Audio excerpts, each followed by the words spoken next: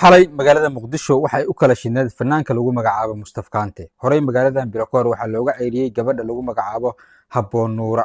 Labadoodu waxay ka wada tirsan yihiin fanaaniinta ama tiimka uu maamulo abwaanka lagu magacaabo Daahagaas, kuwaas oo soo wada saaray heeska Malihin Cadow Xamar Nooga Daran. Labadoodu si wada jir ah ay ugu luuqeynayeen masrax u wada saarayeen.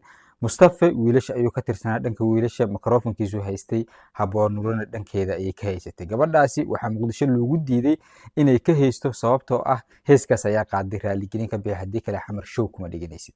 Xalay Mustafa Kante waa loo kala kiciyey, dhammaan fanaaniinta ayaa isugu yimid, keligiis ayay Muqdisho u kala xireed.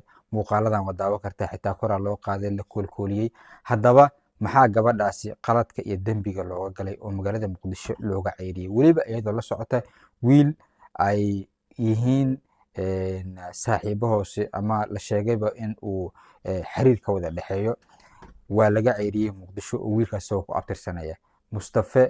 xalay waa loo kala kiciyey. xitaa waxaa la xasuustaa Habboon Nuura xilligii xaaladuhu ku xumaayeen, xaaladdu jiq ku ahayd, waxay qaaday hees raaligelina oo ay Muqdisho ku ammaanto oo ay ugu talagashay si xaaladdu uga dumaan, laakiin waa la dhegeysan waayey haba yaraatee.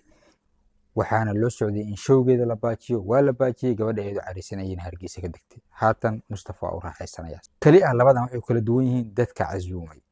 ninka lagu magacaabo Marwaan Yare ayay gabadhaasi la socotay, magaaladana isagaa doonayay inuu ku hayo, laakiin nimankan waxay soo wacdeen dhalinyaro tiktokley ah oo ugu horeeyo Cagmadhige, yar kale oo lagu magacaabo sidoo kale Sayga.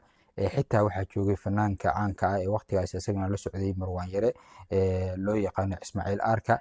dhammaantood xalay waa loo kala kiciyey dhalinyaradan. lama garanayo ma la heshiiyey oo arrintaasi waxaa lagu wada hadlay in hoos la isaga dhigo, hadda ka bacdina wixii imaada aan la isku xifaalin ama aan la isku riixin, mise nimankan ayaa awooday in ay kii horena carqaladeeyaan oo gabadhaasi dumaashida ah ay Muqdisho u diidaan inay showgaas ku dhigato, kuwaana ay ayagu madaxa saartaan oo waxay rabaan u sameeyaan.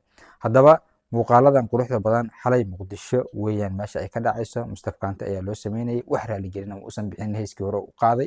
magaaladana waa loo kala kiciyey, way u qurux badneed. gabadhaasina Muqdisho iyo wixii lagu dhigay waa la ogaa. xitaa showgii waxaa la dhahay meeshaas qaraxyaa ka jira, lama tegi karo.